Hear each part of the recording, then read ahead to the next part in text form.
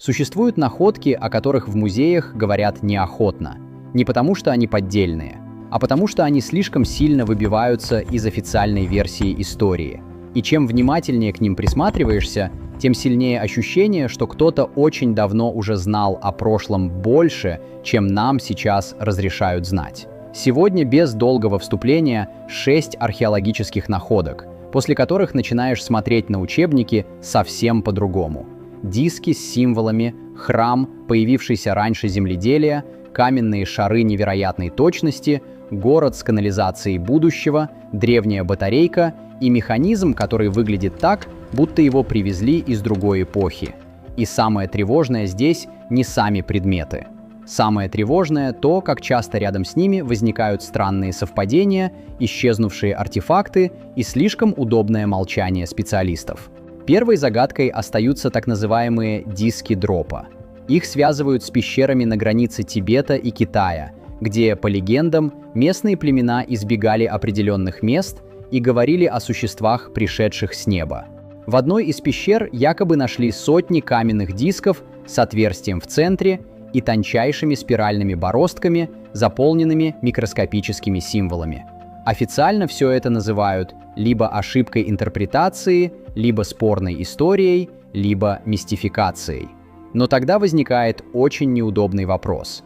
Зачем кому-то вообще было бы вырезать на камне настолько сложный рисунок, если его почти невозможно увидеть без увеличения?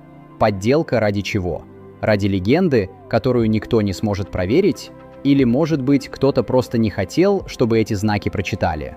И вот здесь появляется самое странное. В некоторых рассказах говорится, что часть дисков исчезла из музея, а публикации по теме внезапно стали исчезающе редкими. Совпадение?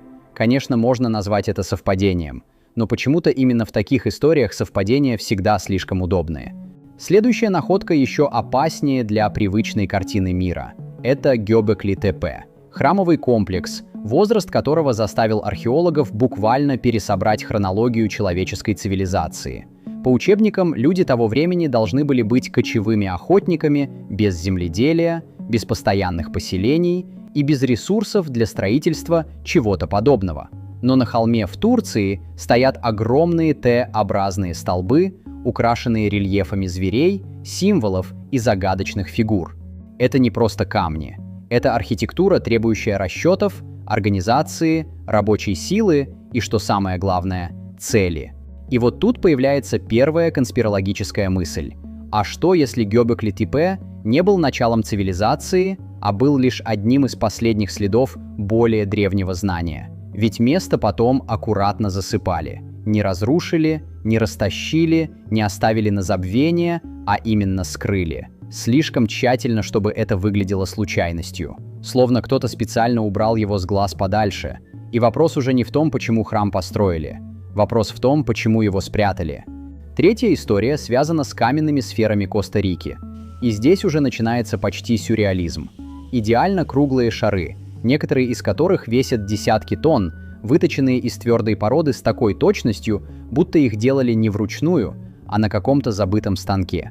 Их находили в джунглях, на плантациях, у реки, на островах. И поначалу часть из них просто взрывали, потому что люди думали, что внутри спрятано золото.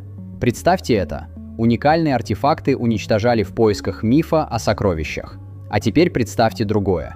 Перед нами культура без металлических инструментов, но с каменными сферами почти промышленной точности. Официально объясняют, что их шлифовали песком и обрабатывали камнями месяцами. Возможно. Но тогда возникает вопрос, который никто не любит задавать слишком громко. Как они проверяли идеальную форму? Как контролировали кривизну, без точных инструментов?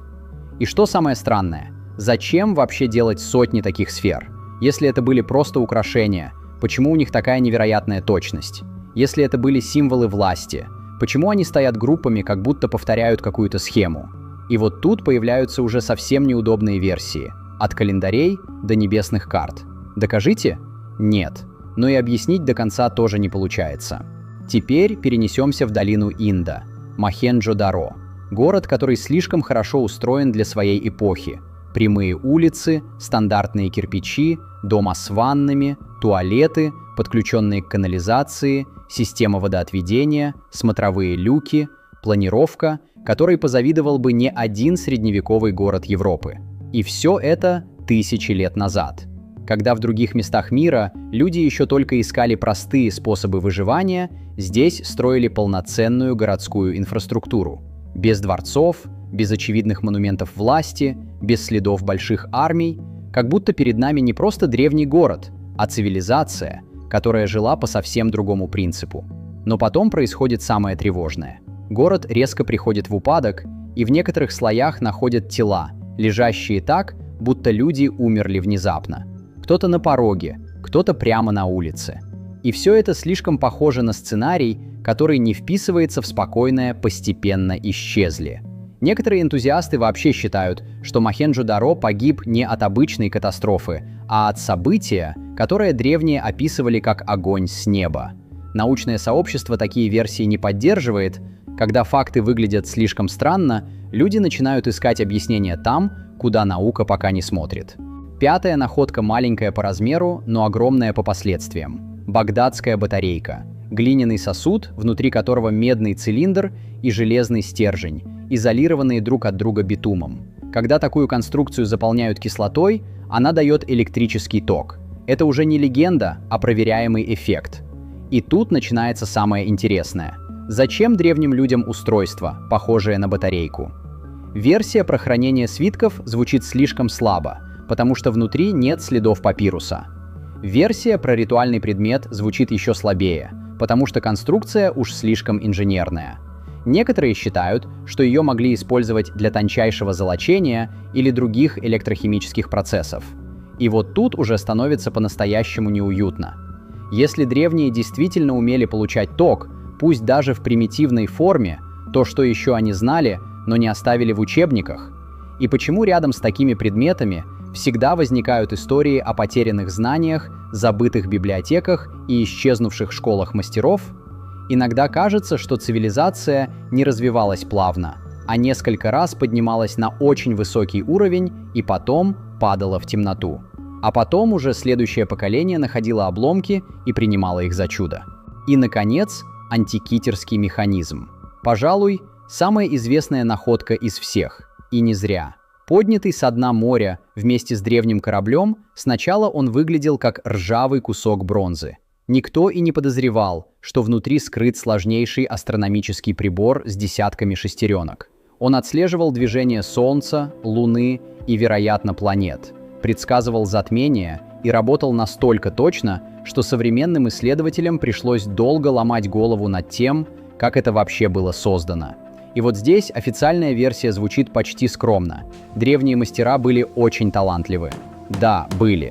Но хватило ли просто таланта, чтобы создать механизм, по сложности сравнимый с устройством из намного более поздней эпохи?